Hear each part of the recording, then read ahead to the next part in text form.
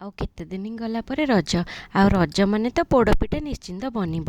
ହେଲେ ଭାବିଲି ଏଇ ବର୍ଷ ଟିକେ ଅଲଗା ପୋଡ଼ପିଠା ବନେଇଦେବି, ସେଇଟା ପୁଣି ଲିଚୁରେ। ଲିଚୁରେ ଏବେ ଦିନେ ଜାଣିଛନ୍ତି ସାଙ୍ଗମାନେ କ'ଣ କରିଥିଲି ନା, ଗୋଟେ କେକ୍ ବନେଇଥିଲି। ଆଉ ସେଇଟା ଖାଇବା ପାଇଁ ବହୁତ ଭଲ ଲାଗୁଥିଲା। ଭାବିଲି ଯଦି କେକ୍ ଏତେ ସୁନ୍ଦର ଲାଗୁଛି, ତାହେଲେ ପୋଡ଼ପିଠା ବନେଇଲେ ବି ସେଇଟା କେତେ ସୁନ୍ଦର ଲାଗିବ। ସେଥିପାଇଁ ଅରୁଆ ଚାଉଳକୁ 2ରୁ 3 ଘଣ୍ଟାକୁ ବତୁରେଇ ଦେଲି। ଅରୁଆ ଚାଉଳକୁ ଦେଖିଲି ଯେମିତି ସେ ଟିକେ ଫୁଲି ଆସିଲାଣି, ତାକୁ ଭଲରେ ଧୋଇକି ସେଥିରେ ଅଳ୍ପ ଅଳ୍ପ କ୍ଷୀର ଦେଇକି ତାକୁ ବାଟି ନେବା। ଏଠି ମୁଁ ଲିଚୁ ପୋଡ଼ପିଠା ବନେଇବା ପାଇଁ ନେଇଛି 400 ଗ୍ରାମର ଲିଚୁ ନେଇଛି, 1 ଲିଟର କ୍ଷୀର ନେଇଛି, ଗୁଜୁରାତି, ଗୋଲମରିଚ, ଅଦା ତାକୁ ସବୁ ଛେଚିକି ନେଇଯାଇଛି, କାଜୁ ଆଉ ନଡ଼ିଆ ଆଉ ଚିନି। ଏଇ ପିଠାଟା ଆପଣମାନେ ଚିନିରେ ବନେଇବେ। ଚିନିରେ ବନେଇଲେ ୟାର ଟେଷ୍ଟ ଖାଇବା ପାଇଁ ବହୁତ ଭଲ ଲାଗିବ। ଚାଉଳ ସବୁ ବାଟି ସାରିଲା ପରେ ଏଠି ଲିଚୁ ସବୁକୁ ଚୋପା ଛଡ଼େଇ ନେଇଛି। ଚୋପା ଛଡ଼େଇକି ଯେତେବେଳେ ଆପଣମାନେ ବାଟିବେ ନା, ମନେ ରଖିବେ ଲିଚୁରେ ଜମା ବି ପାଣି ଦେବେନି, ସେମିତି ହିଁ ବାଟି ଦେବେ।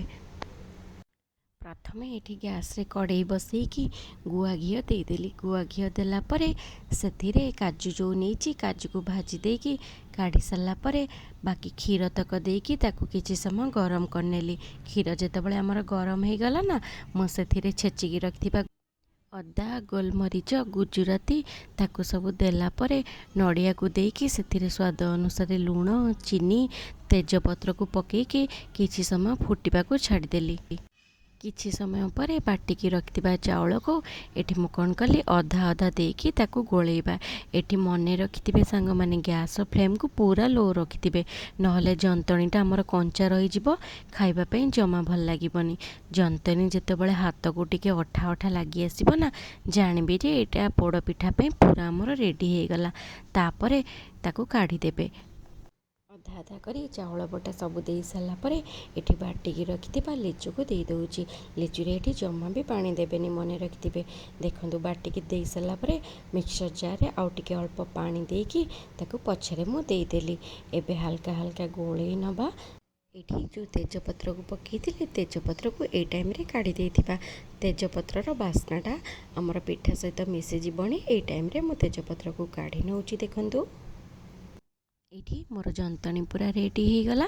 ମୁଁ ଏବେ ଗୋଟେ ନନ୍ଷ୍ଟିକ୍ କଡ଼େଇ ନେଇଛି। ଆପଣ ଚାହିଁଲେ ନର୍ମାଲ୍ କଡ଼େଇ ବି ନେଇପାରିବେ।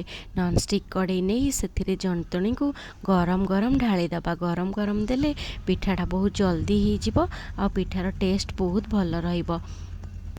ଯଦି ଆପଣମାନଙ୍କ ପାଖରେ ନନ୍ଷ୍ଟିକ୍ କଡ଼େଇ ଅଛି, ଟିକେ ଟ୍ରାଏ କରିବେ ଏଇ ପିଠାଟା ନନ୍ଷ୍ଟିକ୍ କଡ଼େଇରେ କରିବା ପାଇଁ। କାରଣ ନନ୍ଷ୍ଟିକ୍ କଡ଼େଇରେ କଲେ ପିଠାଟା ତଳ ବେଶୀ ପୋଡ଼େନି, ଆଉ ଖାଇବା ପାଇଁ ବହୁତ ଭଲ ଲାଗେ। ଏବେ ମୁଁ କଡ଼େଇର ତଳ ପଟେ କଦଳୀପତ୍ର ଦେଇଦେଲି। କଦଳୀପତ୍ର ଦେଇ ସାରିଲା ପରେ ଉପରେ ଯନ୍ତଣୀକୁ ଦେଇକି ତାକୁ ହାତରେ ଭଲରେ ଟିକେ ଚାରିପଟକୁ ସ୍ପ୍ରେଡ଼୍ କରିଦେବେ। ଏଠି ଯନ୍ତଣୀଟା ଗରମ ଥିବ, ଆପଣମାନେ ଦେଖିକି ହାତରେ ଦେବେ।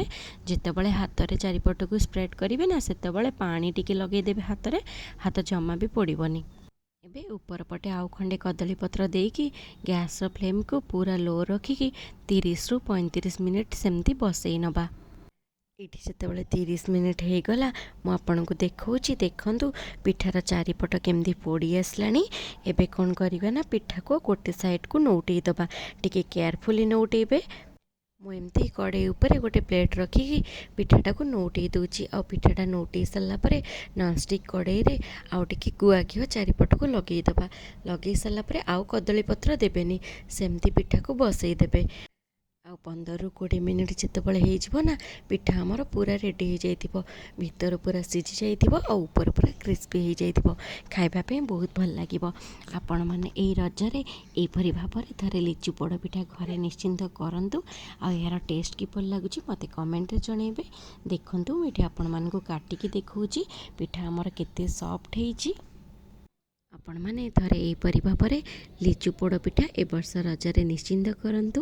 ଏହାର ଟେଷ୍ଟ କିପରି ଲାଗୁଛି ଆପଣମାନେ ଆପଣମାନଙ୍କ ଫ୍ୟାମିଲି ମେମ୍ବରକୁ ପଚାରିକି ବୁଝନ୍ତୁ। ଆଉ ଯଦି ଆପଣଙ୍କୁ ମୋ ଭିଡ଼ିଓଟି ପସନ୍ଦ ଆସୁଛି, ତେବେ ମୋ ଚ୍ୟାନେଲକୁ ନିଶ୍ଚିନ୍ତ ଲାଇକ୍ କରିବେ, ସେୟାର କରିବେ, ସବସ୍କ୍ରାଇବ୍ କରିବେ। ରହୁଛି, ନମସ୍କାର, ଜୟ ଜଗନ୍ନାଥ।